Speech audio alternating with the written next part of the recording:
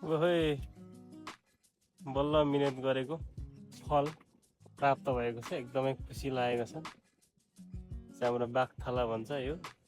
एकदमै के भन्छ विकट ठाउँै हो। यहाँ छक्कै पनि पर्नुहुन्छ होला यहाँ सुन्तला फल्यो भनेर। सुन्तला फलेर चाहिँ अब म टिप्दैछु है गाइज।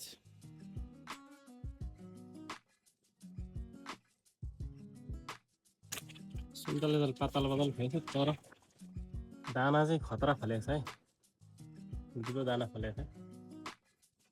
टिप्दैछु किनकि हाम्रो चाहिँ एकान्त भएको कारणले गर्दाखेरि बाँदरले चाहिँ अब राख्न दिँदैन। त्यही भएर अब अहिले हामीले यत्तिकैमा टिपिनै छ। राम्रै भाउ छ यत्तिको हुँदा पनि। एकदमै हामी सुन्तला टिप्दैछौँ है। चाहिँ आफूले रोपेर है पहिलोचोटि हार्भेस्ट गरेको पोहोरदेखि फलेको अहिले चाहिँ अलिक फलेर म आफै आएको छु। मैले नै आफै रोपेर है मैले नै रोपेर ल्याएको छ। खुसी लागेको छ। अब चाहिँ आम्दानी लाग्यो। हेलो